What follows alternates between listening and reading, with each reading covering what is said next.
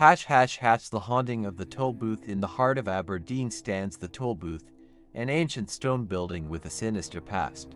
Once a prison for Jacobite revolutionaries in the mid-1700s, it later became a holding cell for abducted children destined for slavery in the American colonies. Though centuries have passed, the toll booth's walls still echo with the anguish of those who suffered within. One stormy evening, a group of curious friends, driven by tales of paranormal activity, decided to explore the toll booth. Sarah, a local history enthusiast, led the way, flashlight in hand. She recounted the building's grim history as they navigated its narrow, winding corridors. "Many who were imprisoned here never saw daylight again," Sarah whispered, her voice trembling. "Some say their spirits still linger, unable to move on." As they descended into the lower levels, a chill settled over them, and the air grew heavy with an unsettling silence. Suddenly, the sound of rattling chains reverberated through the corridor. The group froze, eyes wide with fear. John, the bravest among them, stepped forward to investigate, but found nothing except the oppressive darkness. "Did you hear that?" Emma asked, her voice barely audible. It sounded like chains. Before anyone could respond, a dense white fog began to seep from the stone walls, curling around their legs and rising steadily. Visibility diminished, and the friends clung to one another, their breaths shallow and rapid. "Let's get out of here," Mark urged, his voice shaking. But as they turned to leave, they felt an invisible force constricting around their necks, tightening with every step they took. Panic set in, and they struggled to breathe, their hands clawing at their throats in desperation. Sarah managed to pull herself together and forced out a command. "Stay calm. Move slowly, back towards the entrance." With great effort, they inched their way back, the constriction easing with each step. The fog gradually dissipated, and the sounds of the chains grew faint until they ceased altogether. Finally, they stumbled out into the open air, gasping for breath and clutching their necks, which bore faint red marks as if they had been physically gripped by unseen hands. "That was too real," John panted, his eyes wide with terror. "We need to tell someone about this." But as they recounted their harrowing experience to the local authorities, they were met with skepticism. The constable, a grizzled man with years of experience, dismissed their story as a figment of overactive imaginations fueled by local legends. "You're not the first to come out of there with tales of ghosts and chains," he said, shaking his head. "But there's never been any solid evidence." Determined to uncover the truth, the friends resolved to return, armed with cameras and recording equipment. They would not rest until they had captured proof of the toll booth's haunted past. Little did they know, the spirits within had no intention of letting their secrets be revealed so easily. As they prepared for their return, a shadowy figure watched from the upper window of the toll booth, its spectral eyes gleaming with malice. The intrigue had only just begun, and the friends were about to delve deeper into the darkness than they had ever imagined. The haunting of the toll booth. Part to the following night. Armed with their cameras, voice recorders, and a newfound determination, Sarah, John, Emma, and Mark returned to the toll booth. The air was thick with anticipation and an unspoken fear that lingered among them. They had mapped out a plan to document every eerie phenomenon they encountered. Sarah led the group, her heart pounding as she pushed open the heavy wooden door. The cold air inside was oppressive, and the silence seemed to absorb their every breath. They set up their equipment meticulously, placing cameras in strategic corners and carrying voice recorders in their hands. "Let's split up and cover more ground," Sarah suggested. "Emma and Mark, you take the lower levels. John and I will explore the upper floors." Emma and Mark nodded, and the group parted ways. As Emma and Mark descended the stone steps, they could hear the faint echo of chains rattling once again, growing louder with each step. The cold air seemed to wrap around them like a shroud, pressing down on their shoulders. "Did you hear that?" Emma whispered, her voice trembling. Mark nodded, his eyes scanning the dimly lit corridor. "Let's keep moving, but stay close." In the upper levels, Sarah and John felt a different kind of unease. The air was thick, and a heavy silence hung in the space around them. As they walked, they could see faint shadows flickering at the edges of their vision, disappearing as quickly as they appeared. "This place is alive," John muttered, his grip tightening on the voice recorder. Suddenly, Sarah felt a cold, clammy hand brush against her neck. She gasped and spun around, but saw nothing. "John, did you see that?" John shook his head, his eyes wide with fear. "No, but I felt something too." Downstairs, Emma and Mark were having their own unsettling experience. The white fog had returned, thicker and more malevolent than before. It coiled around their legs, making every step a struggle. The sounds of chains grew louder, as if something unseen was drawing closer. "We need to get out of here," Mark said urgently, but as they turned to leave, the fog solidified, trapping them in place. Emma tried to scream, but no sound came out. She felt an invisible force tightening around her neck, suffocating her.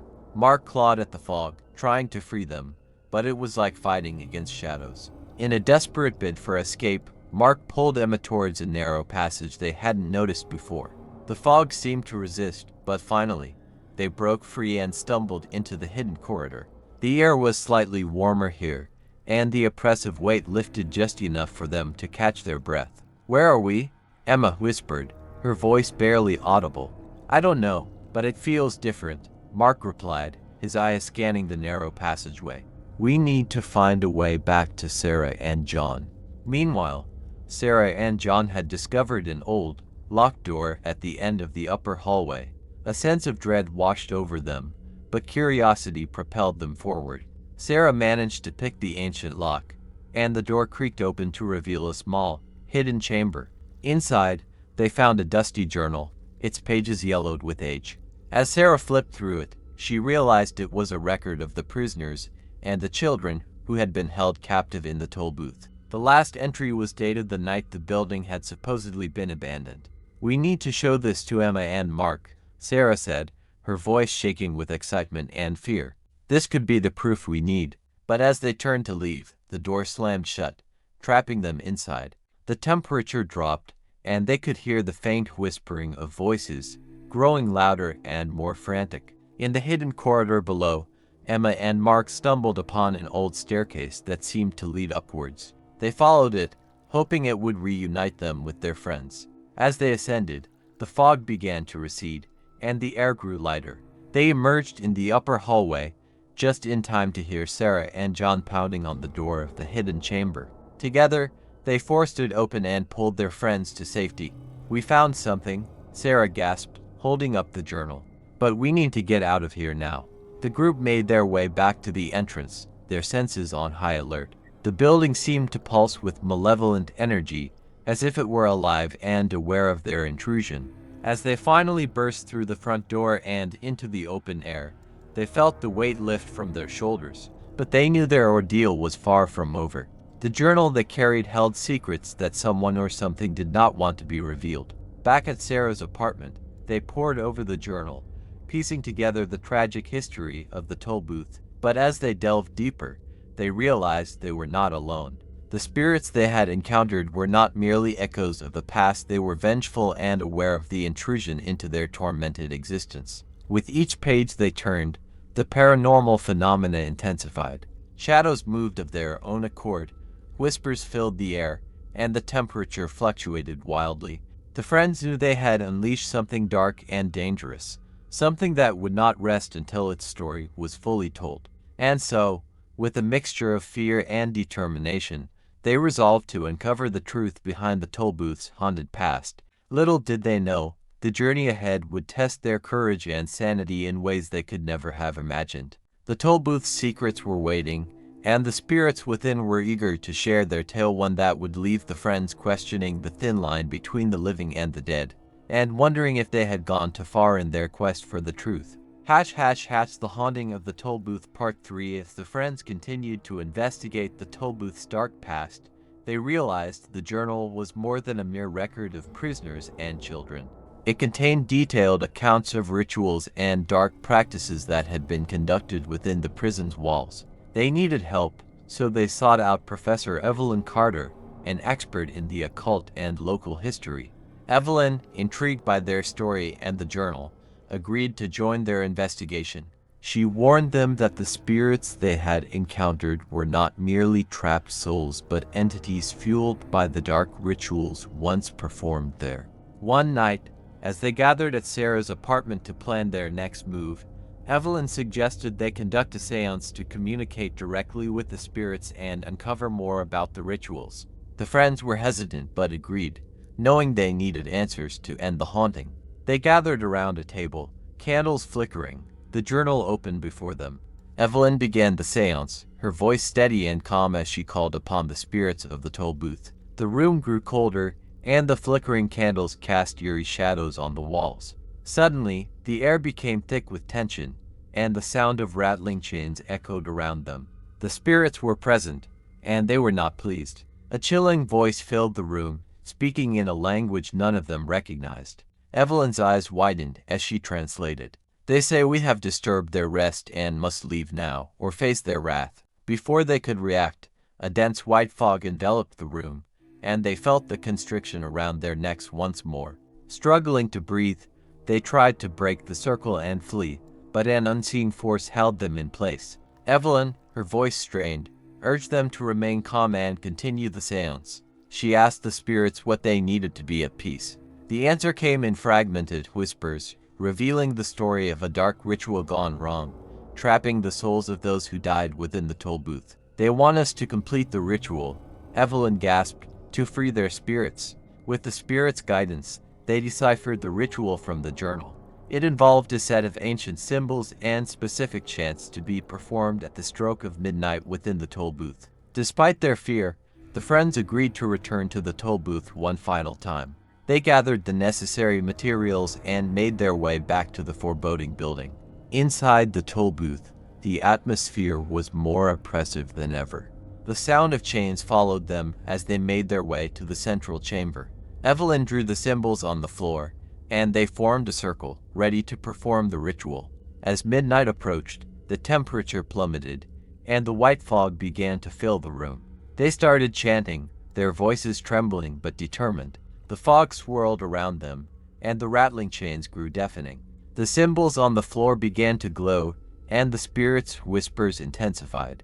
The constriction around their necks tightened, but they pushed through, continuing the chant. Suddenly, the fog lifted, and the room was plunged into an eerie silence. The friends looked around, breathing heavily. The oppressive feeling was gone, replaced by an almost peaceful stillness. Had they succeeded in freeing the spirits?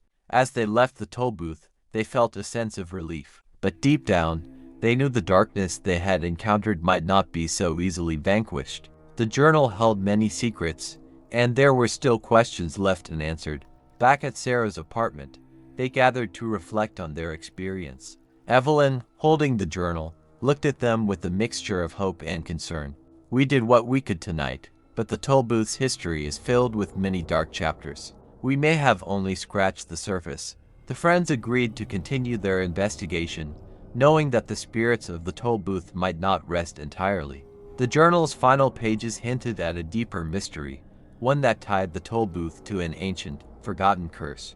As they delved deeper into the journal's secrets, they couldn't shake the feeling that they were being watched. Shadows moved at the corners of their vision, and the sound of chains haunted their dreams. The intrigue had only deepened, and they were more determined than ever to uncover the full story. But as they would soon discover, some secrets are better left buried, and the toll booth had many more to reveal. The haunting of the toll booth conclusion. Determined to uncover the full story, the friends, along with Evelyn, decided to dedicate their time to studying the journal and other historical documents related to the toll booth. They discovered references to a powerful artifact, the amulet of Solace, rumored to have the ability to break curses and set trapped spirits free. The amulet was believed to be hidden somewhere within the toll booth, placed there by a remorseful warden who sought redemption for the dark rituals performed. The group prepared for one final, decisive journey into the toll booth. This time, they were equipped with a more profound knowledge and unwavering resolve. They gathered protective charms, holy water, and a detailed map of the toll booth's hidden passages, pieced together from various historical records. Upon entering the toll booth, they felt the familiar chill, but this time, they were not deterred. Guided by the journal's clues, they navigated through the labyrinthine structure, eventually finding a concealed door leading to a forgotten chamber deep underground. The air grew colder, and the oppressive feeling returned, but they pressed on.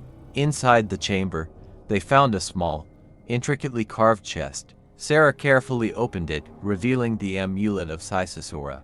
The moment the amulet was exposed, the room filled with an intense, blinding light. The oppressive weight lifted, and a sense of peace washed over them. Evelyn held the amulet high and began reciting an incantation she had discovered in the journal.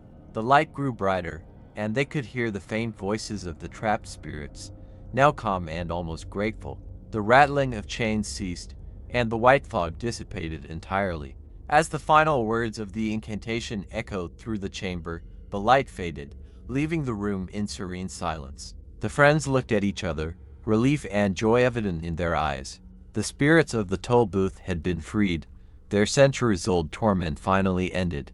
They emerged from the toll booth into the fresh night air, feeling lighter than they had in days. The building, once a place of unimaginable suffering, now seemed at peace. They knew they had done something truly significant, bringing closure to a dark chapter in history. Back at Sarah's apartment, they celebrated their success, sharing smiles and laughter. The oppressive aura that had haunted them since their first visit to the toll booth was gone. They knew their lives had been forever changed by the experience, and their bond had grown stronger. Evelyn smiled at them, her eyes twinkling with wisdom and pride. "You've done something incredible. The spirits are at peace, and the curse is broken. The toll booth can finally be a place of remembrance rather than fear." Months later, the toll booth was transformed into a museum dedicated to the memory of those who had suffered and the brave souls who had freed them. The friends often visited, feeling a deep sense of pride in what they had accomplished. The once haunted halls were now filled with light, telling the story of their courage and the redemption they had brought. In the end, the friends found more than just answers. They found a purpose and a lasting legacy. The toll booth, a symbol of darkness and despair, had been transformed into a beacon of hope and remembrance, thanks to their unwavering determination and bravery. And as they stood together, they knew that some stories, even those shrouded in darkness, could indeed have a good ending.